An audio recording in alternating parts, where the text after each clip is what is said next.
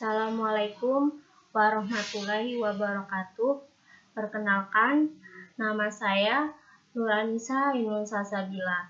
Saya mahasiswa Universitas Islam 45 Bekasi dari jurusan Ilmu Administrasi Negara. Di sini saya akan menayangkan hasil presentasi yang sudah saya buat dengan tema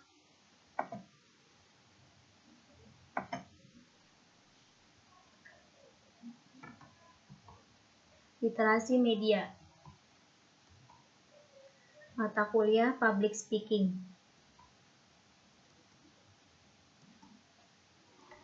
Pengertian literasi media.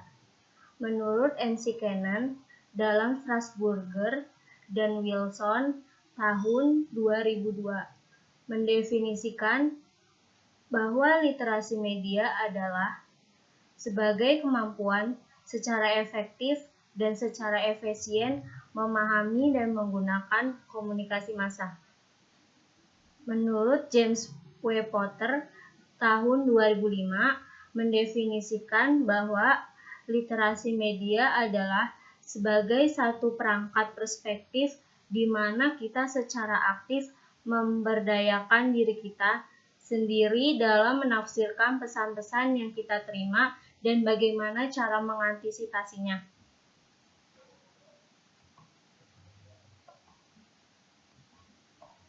Menurut Baran dan Dennis tahun 2010 mendefinisikan bahwa literasi media adalah sebagai suatu rangkaian kegiatan melek media, yaitu gerakan melek media dirancang untuk meningkatkan kontrol individu terhadap media yang mereka gunakan untuk mengirim dan menerima pesan.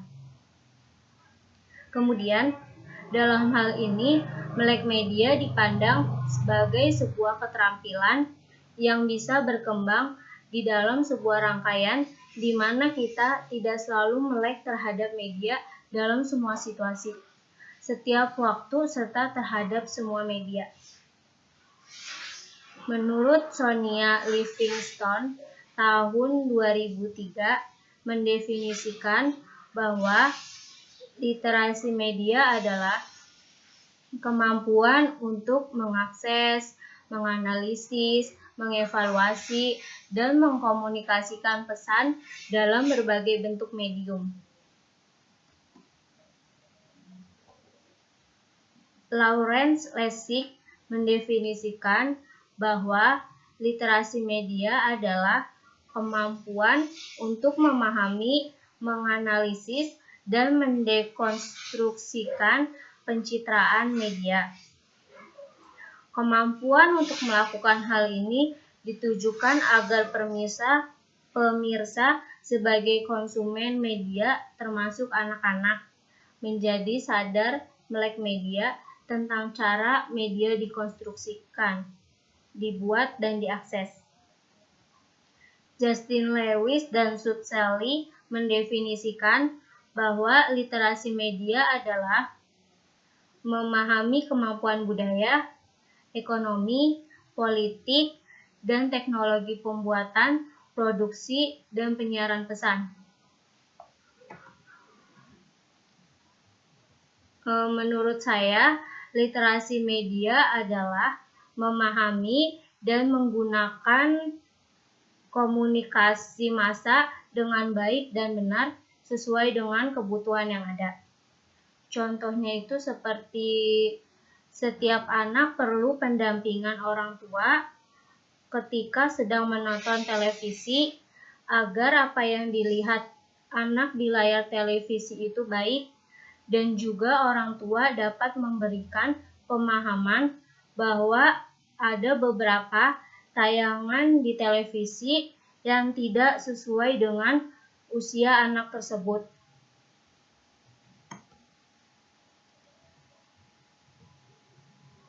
Nah, di sini ada tujuan literasi media.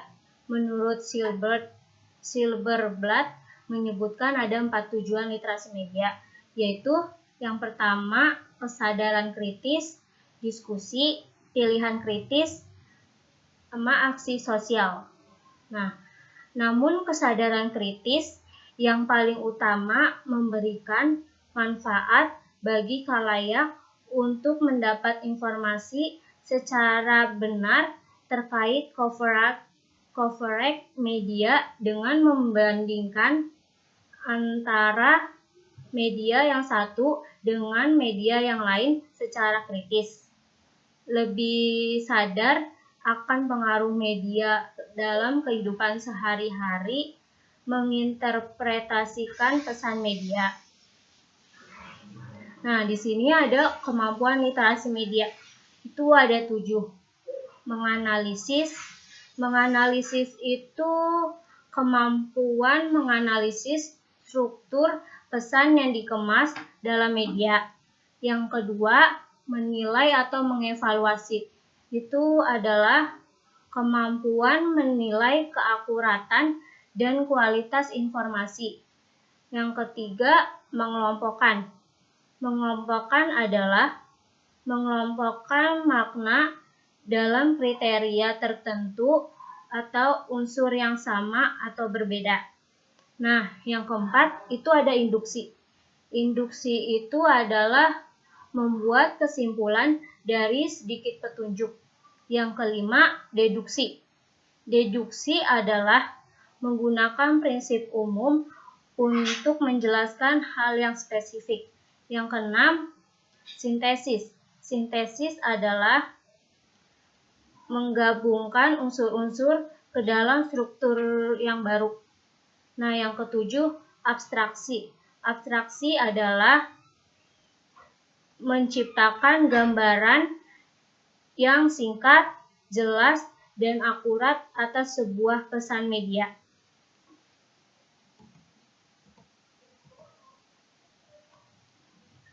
Di sini ada menurut James Potter menekankan bahwa literasi media dibangun dari persona locus, struktur pengetahuan, dan skill. Nah, persona locus merupakan tujuan dan kendala kita informasi ketika kita menyadari akan informasi yang kita butuhkan. Maka kesadaran kita akan menuntun untuk melakukan proses pemilihan informasi secara lebih cepat. Kedua, ada struktur pengetahuan. Struktur pengetahuan merupakan seperangkat informasi yang terorganisasi dalam pikiran kita. Dalam literasi media, kita membutuhkan struktur informasi yang kuat akan efek media, isi media, industri media, dunia nyata, dan diri kita sendiri. Skill adalah alat yang kita gunakan untuk meningkatkan kemampuan literasi media kita.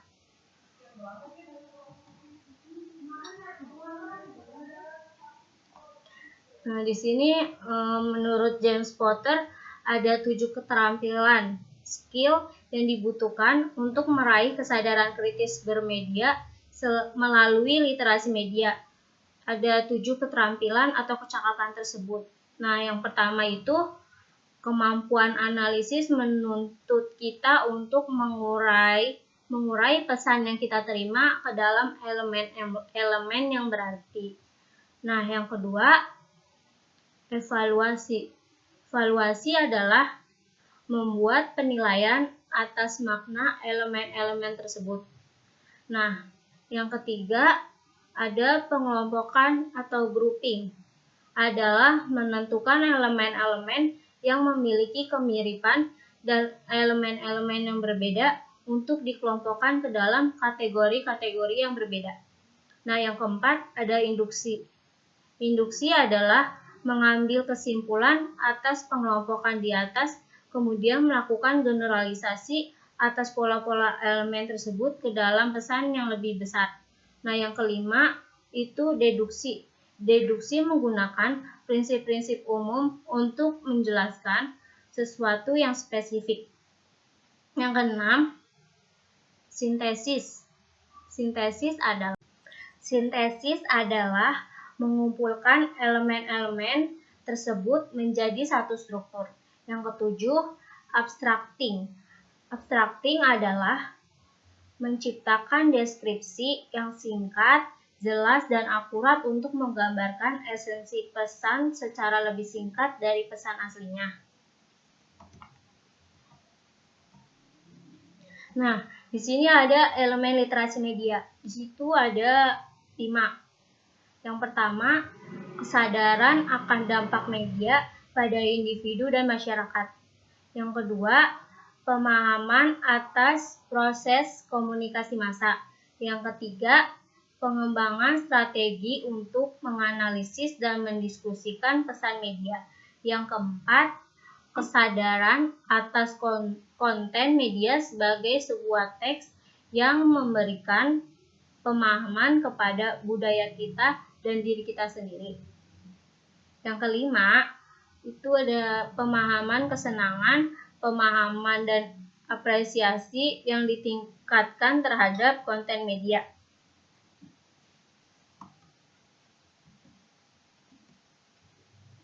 Nah, di sini ada prinsip literasi media.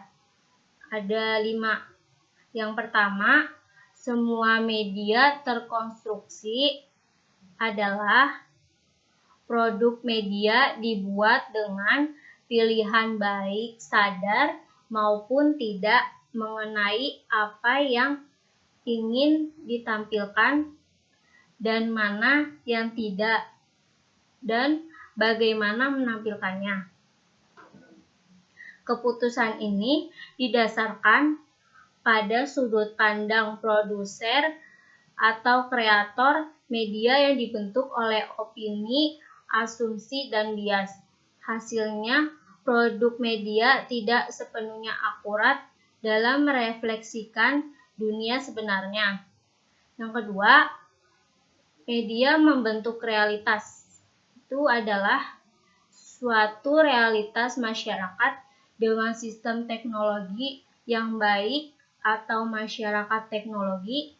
Untuk mencapai masyarakat teknologi, maka suatu masyarakat harus memiliki sistem teknologi yang baik. Dengan demikian, maka fungsi teknologi adalah kunci utama perubahan di masyarakat sebagaimana gambaran realitas. Contohnya itu dalam iklan televisi. Ketika produsen iklan sabun yang menampilkan bintang-bintang iklan yang cantik, berkulit putih, mancung, langsing, dan tinggi, dan sebagainya lah ya. Nah, dari iklan ini tentunya banyak pria yang bersepakat bahwa wanita yang cantik itu adalah wanita yang berkulit putih, mancung, langsing, dan lain sebagainya. Nah, prinsip yang ketiga, audiens menegosiasikan makna dalam media adalah kesadaran tentang bagaimana berinteraksi dengan teks-teks media. Ketika melihat teks media akan ditemui makna melalui berbagai macam faktor. Nah, ini ada kebutuhan pribadi dan kecemasan, kesenangan atau kesulitan sehari-hari, sikap rasial, keluarga, dan latar belakang budaya. Semua ini memiliki pengaruh pada bagaimana kita memproses informasi. Contohnya itu cara di mana dua siswa menanggapi situasi komedi televisi, tergantung pada pemahaman masing-masing dan menentukan atau negosiasi makna dalam cara yang berbeda.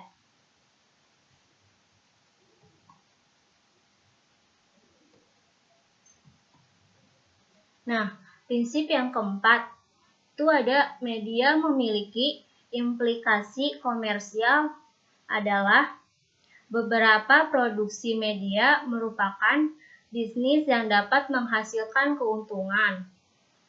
Industri media termasuk dalam jaringan perusahaan yang kuat yang memberikan pengaruh pada konten dan distribusi. Sebagian produksi itu adalah untuk menghasilkan profit. Kepemilikan serta kekuasaan kontrol yang menjadi pusat perhatian sejumlah kecil individu mengontrol apa yang dibaca, didengar, dan ditonton. Walaupun beberapa konten tidak dibuat untuk menghasilkan keuntungan. Contohnya itu kayak YouTube. Nah, ketika nonton YouTube itu didistribusikan, pada dasarnya itu juga dapat menghasilkan keuntungannya. Prinsip yang kelima, media mengandung pesan-pesan ideologis dan nilai adalah media menyampaikan pesan ideologis tentang nilai, kekuatan, dan otoritas. Pesan-pesan ini mungkin merupakan hasil dari bias yang tidak disadari, asumsi yang tidak diragukan lagi, dan mereka dapat memiliki pengaruh signifikan terhadap apa yang kita pikirkan dan percayai. Contohnya itu kayak berita di mana mereka menyampaikan sebuah kejadian kepada masyarakat di sosial media. Mereka menyampaikan berita melalui teks ataupun video yang berisi pesan-pesan.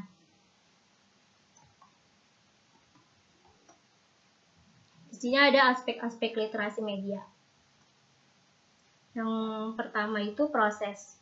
Proses di dalam aktivitas penguatan literasi media sangat dipengaruhi oleh tujuan kegiatan. Yang kedua, konteks. Konteks juga sangat berpengaruh pada kegiatan literasi media. Yang ketiga, produksi nilai. Menentukan mana konten media yang dipandang baik dan dipandang buruk. Yang keempat, framework. Kerangka pandang konten media mempengaruhi kegiatan literasi media, terutama yang berkaitan dengan motif komersial. Nah, di sini ada 6 posisi literasi televisi dalam konteks literasi media. Yang pertama itu, jumlah penonton televisi di Indonesia lebih banyak daripada pendengar radio, pembaca koran, pengakses internet, dan media massa lainnya. Yang kedua, industri penyiaran, televisi dan radio merupakan lahan yang menjanjikan bagi pemilik modal. Yang ketiga, kemunculan berbagai stasiun televisi di Indonesia tidak diimbangi dengan tersedianya sumber daya manusia yang memenuhi syarat. Yang keempat, cukup tingginya angka kemiskinan menjadikan masyarakat Indonesia lebih tertarik untuk mendapat hiburan dari televisi daripada hiburan lainnya. Yang kelima, persaingan industri televisi karena semakin bertambahnya jumlah stasiun televisi. Yang keenam, pemusatan kepemilikan televisi menjadi keberpihakan isi siaran kepada kepentingan publik sudah utuh.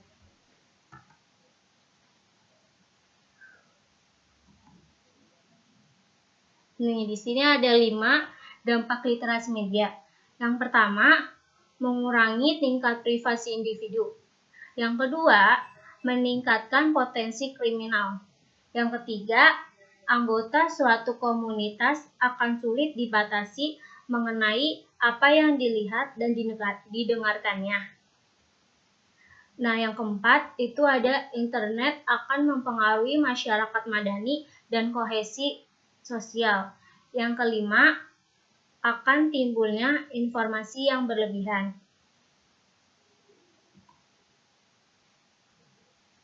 Sekian Sekian presentasi dari saya. Apabila ada kesalahan, mohon maaf yang sebesar-besarnya. Dan saya ucapkan terima kasih. Wassalamualaikum warahmatullahi wabarakatuh.